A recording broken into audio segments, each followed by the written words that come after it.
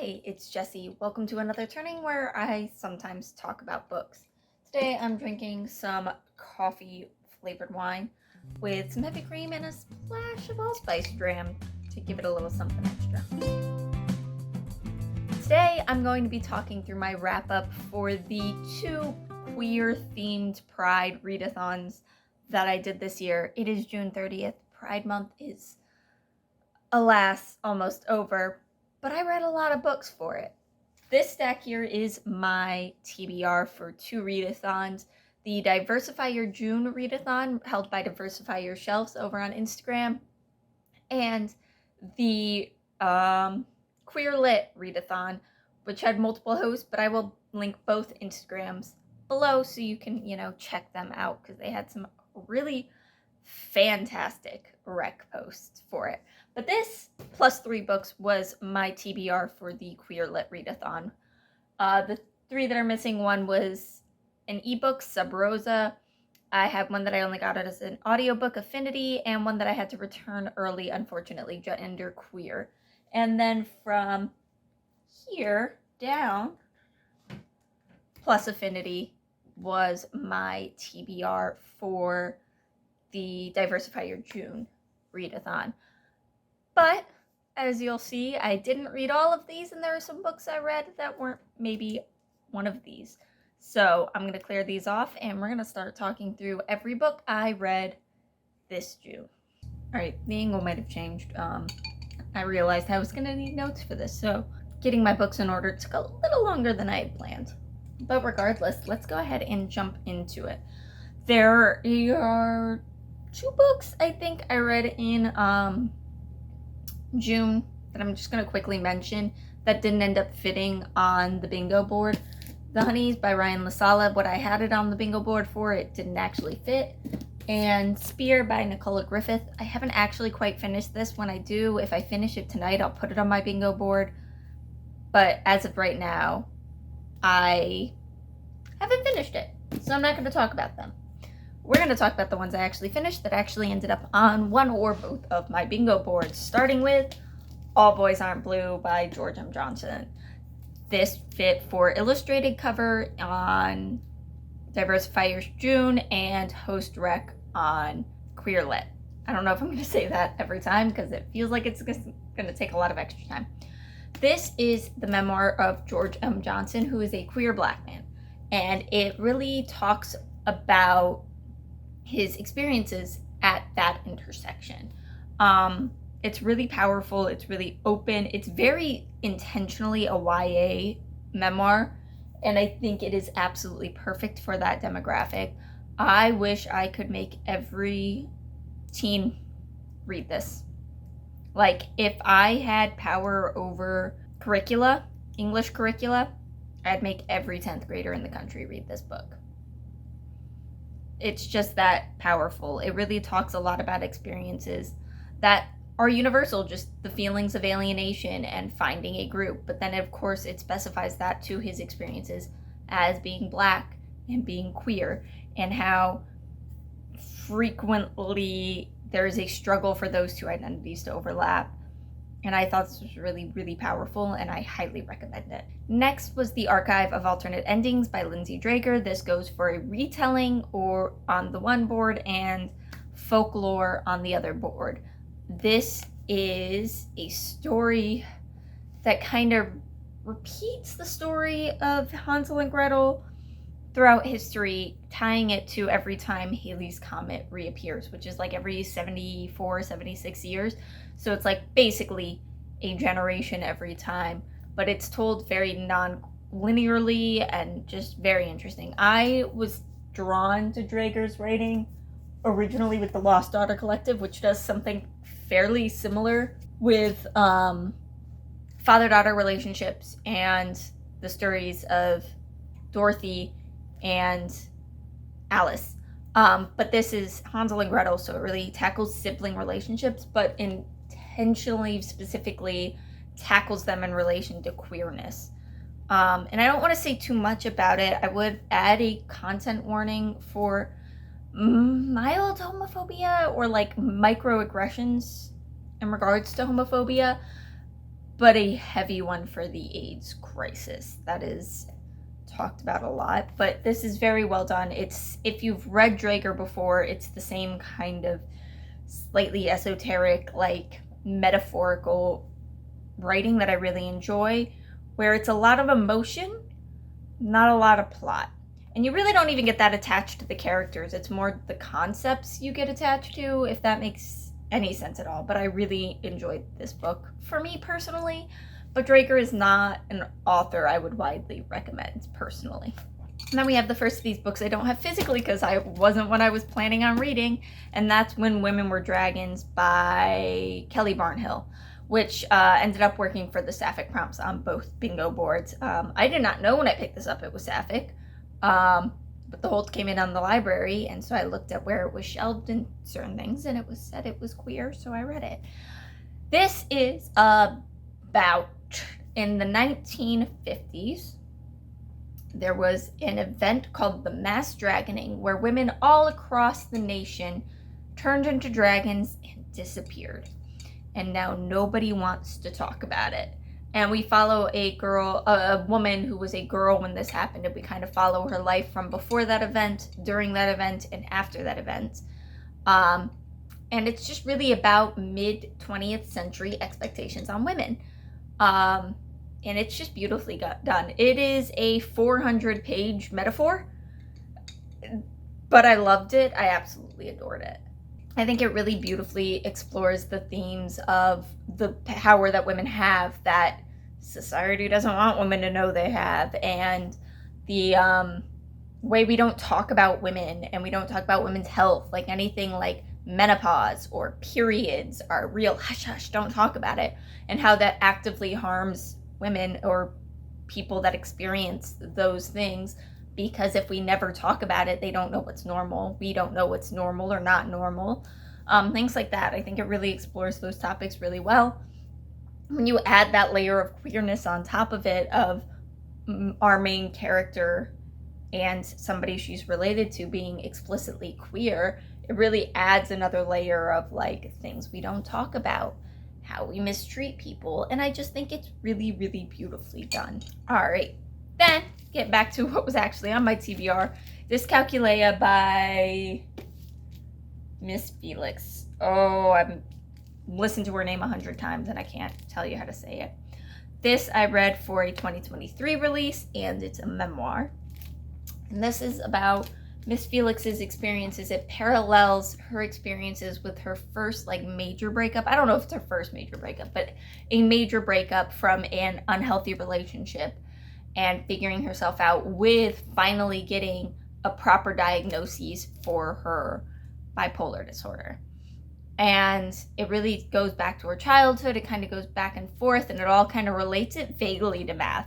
The math thing, not as big of a presence as I was expecting it to be in here, to be honest, given that it's the title, Dyscalculia, which is, you know, dyslexia, but for math. I was expecting a little more of that to come through, and she does, like, there are a lot of metaphors in here. I mean, it's written in verse vaguely. There are metaphors there about formulas and things, but I don't think it really delves into her relationship with math as much as I wanted it to. I'm a math teacher, and I'm very fascinated with people's relationship to math, because usually people start hating math in middle school, and I like to find out why, because if I find out why, maybe it can help prevent that from happening. Anyway, but beyond that, like, other than that part being, in my opinion, missing, this was brilliant and absolutely fantastic, and I feel like I learned from this a lot, just about misdiagnoses, or, you know, it's one thing to know that mental illnesses display differently in children than it does in adults, but like, it's another thing to see that actually manifested in somebody's concrete story. And so it was just really beautifully done. I might actually reread this one before I return it to the library, just because I did the audiobook, but I'm curious to see how the physical reading experience is for this one. The next book on the list is one I had to return to the library, so we're going to insert some footage here. I'm going to quickly insert this video of me talking about Genderqueer by Mike Wabi, because it needs to go back to the library, but I would like having it to hold up and talk about. Let me put it on this side, I guess. I'm filming at a different angle to see how I like it, and I think I don't. So this book originally was my choice for a banned book for the Queer Lit Readathon. In the end, I included it for that, but I also ended up including it for Queer Joy on Diversify Your June, because while this book talks about a lot of heavy things, a lot of difficult things, it also really emphasizes the joy and happiness that Maya found when E figured out who E was, you know, and the importance of that. So I think it fits for Queer Joy. He also kind of talks about the joy in your family and things like that. So this is the memoir of Maya Kababi in graphic novel form, talking about how E figured out what pronouns works for him. And I hope I'm using those right, because these are pronouns I don't use often or encounter often, which goes to show we're always learning. I like what this is doing, and I like the purpose of this. I feel like this is a book for somebody. I just didn't feel like it was a book for me. I've read a lot of memoirs this month. And I think what I really like in a memoir is I want it to feel narrative. I want it to be in mostly chronological order. I want it to tell me a story. This doesn't tell a story. This is like little vignettes, 2 to 3 pages each, about a certain experience Maya goes through, culminating in how E figured out which pronouns fit what you for your gender, and how family reacted to that and things like that, and eventually where he is today, still struggling in a lot of ways to be out and comfortable around new people, I guess would be how I say it. And for me, I just didn't feel pulled through it in the way that I enjoy for a memoir. That said, this is super important and I think vital for a lot of people. I think anybody that's struggling with gender could get a lot out of this. I think this is very important for a lot of youth to get their hands on. It's a wonderful resource, I think, for a lot of people. And I think I would enjoy hearing Maya talk. I think would be something I would really get a lot out of. But for me, this memoir, more because the format and the style just didn't really do a lot for me. All right, next up after that, what are we on? Book 1, 2, 3, 4, 5, 6. Book 6 this month was The Spear Cuts Through Water by Simon Jimenez. Technically, I had already started this in July. I know people are pretty mixed on whether that's okay or not for readathons, but I had read less than half of it, finished it in June, and I'm counting it because it's huge. So even if I had read that much, it's still bigger than some of the books I did read this June. And I read this for a friend rec. One of my friends, this came highly recommended from one of my friends, and continued because I had already started it before June, so it works because I continued the book. This book is beautiful. It is making me question everything I said about Meet Me in Another Life, because I may have spoken too soon because I love this book. The premise of this is kind of hard to talk about because it's broken into multiple days. Before, then 5 days, and then after. And this before section really sets up what we're going to see during these 5 days, and then everything changes. So I don't want to tell you what the before says the story is going to be about because that feels misleading. And I don't want to tell you what actually happens because that feels like spoiling everything. So what I will tell you is the framing device for this is that we have a young person, I think it's a boy, I think it's explicitly a boy, young man who is always referred to in the second person, who has gone through some sort of family trauma that involved his family emigrating. And his grandmother used to tell him stories, and then one day he falls asleep and he wakes up finding himself in the inverted theater? Something theater. And then he watches a show. And that's kind of all I want to tell you. I feel like I need to tell you more. It's about 2 young men, June and Kima, who are really, really trying to figure things out. Well, maybe feeling some things and dealing with a lot. And I love them. I love June and Kima both so much. They are both so flawed, so complicated, such hurt people. I adore this book. The storytelling is beautiful. It is not going to work for everybody because it is so flowery, so overwrought. It's not going to work for everybody. But for me, it was just so immersive. And the best thing I have to compare it to, which seems kind of a weird thing to compare it to, but is The Night Circus. This has a lot more plot, and I think the characters have a lot more personality than the ones in The Night Circus, but the immersion, the floweriness really seems to match with The Night Circus. So maybe if you like The Night Circus, this will work for you. Maybe. Next is Affinity by Sarah Waters. Also one I don't have. I read the audiobook, and the book is still on hold at my library. Maybe I'll get it one day. And this one is the first one that I only read for Queer Lit, and it goes in the crime category because part of it takes place at a women's prison. So this is written in the late 1990s, just before the turn of the century, but it is written about the mid-1800s, which I just find fascinating. I don't think I've read a lot of historical fiction written like in an era I would consider, well, I don't know if I would go so far as to call it historical. I don't know. Anyway, point being, this is about a young woman who gets a job visiting prisoners at a women's prison. Like, the intent is just to kind of help socialize them. It's unclear to me. There's like another woman that does it that just like preaches at them, but this woman's not doing that. And along the way, she meets a woman who is a medium who speaks to ghosts, and they kind of bond, maybe.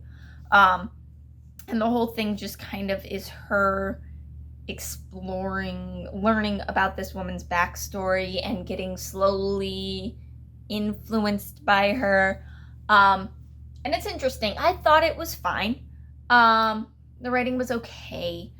I kind of saw where the story was going pretty early on. Not entirely. There were still a couple little twists, but for the most part, I kind of predicted where it was going, but I didn't mind that overly much. I just think it's one of those cases where the book, intentionally, I don't know, stumbled upon a lot of really great ideas. And I don't know if they were intentional. Like, a lot of what it was saying about prisons were really, really well thought out themes, but I don't think that was ever the intent.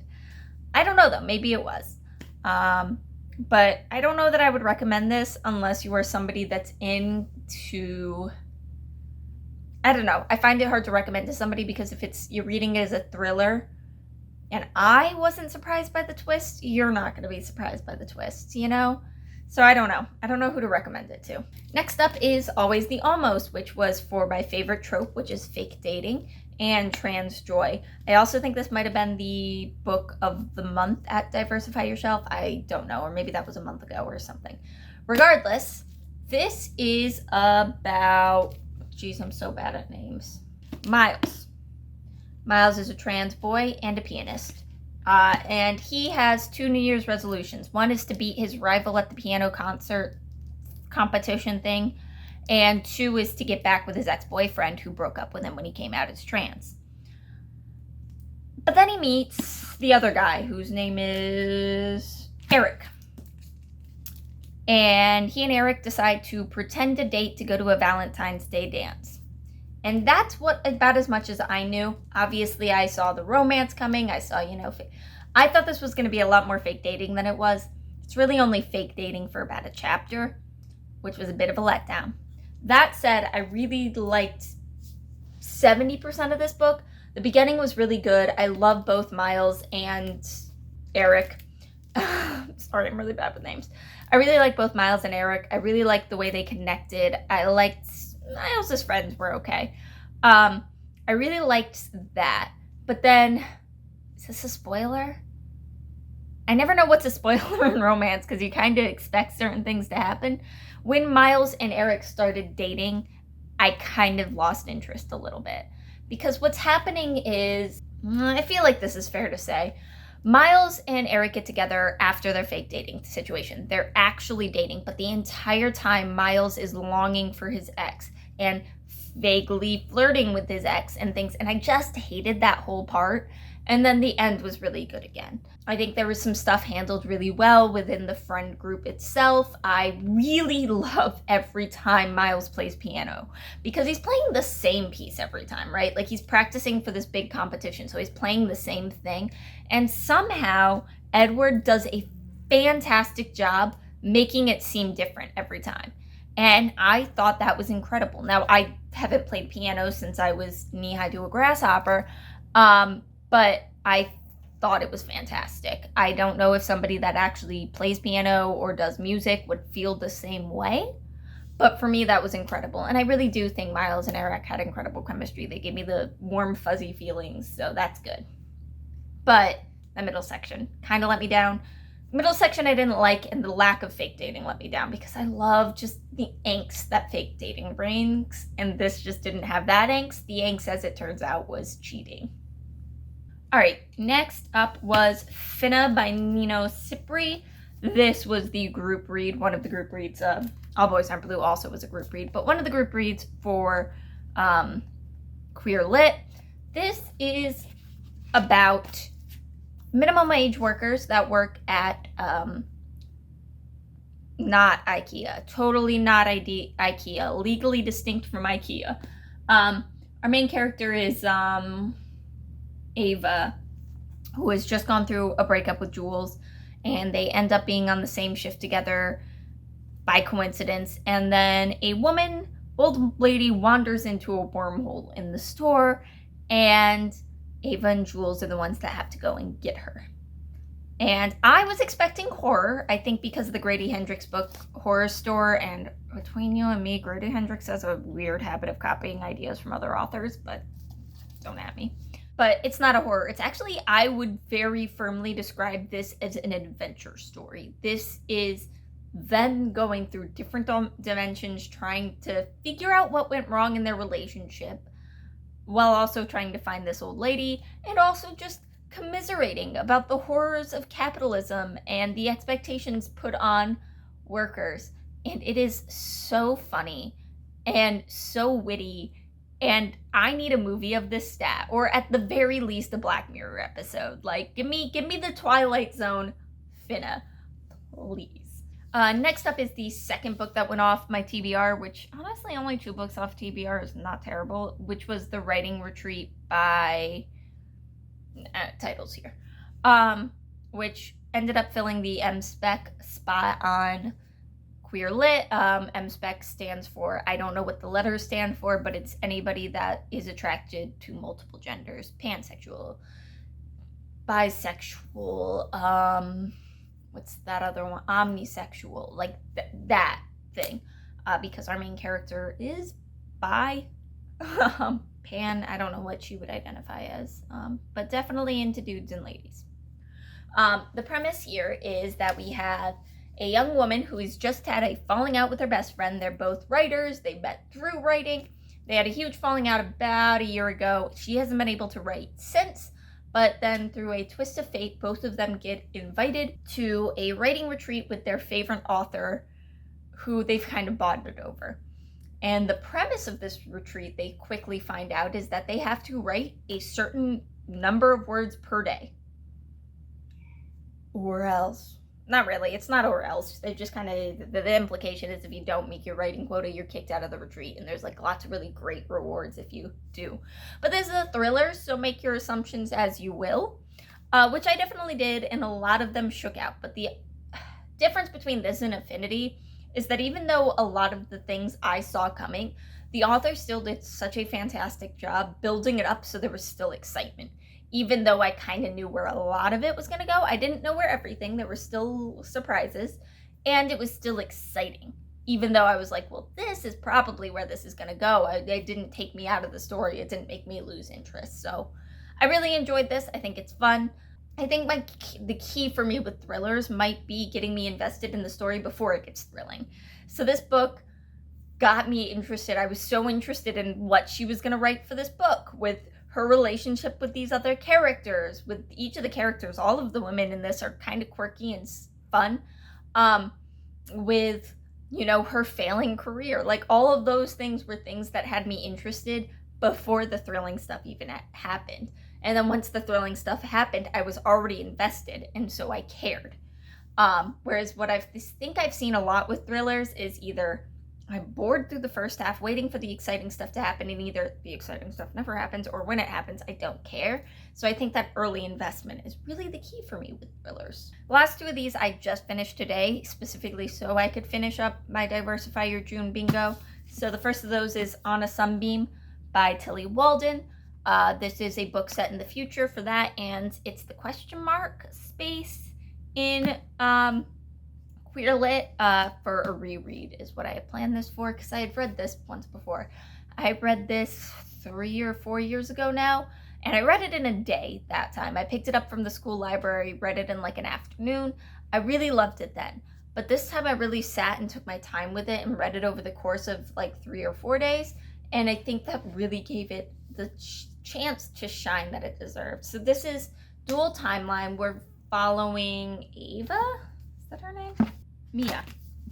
So this is about Mia. It's dual timeline. The one timeline follows her 5 years ago when she is a freshman at her school, and she's meeting another girl named, I keep wanting to call her Claire, but that's not her name. I don't know what the other girl's name is right now. And then the other plot line follows her current day, when she has joined a crew of a spaceship that travels around doing restoration projects. And eventually those two collide. It is about first love, it is about longing, it is about belonging. It is beautiful, and it is beautifully illustrated. There's a lot of color story going on, so like the flashback sections are all in this like bluish color, whereas like the present day perspectives are more purpley, and there's a lot of use of color to show emotion, and I think it's just beautifully done. Just beautifully done. What is her girlfriend? What is her friend's name? Grace. I don't know why she gives me Claire vibes.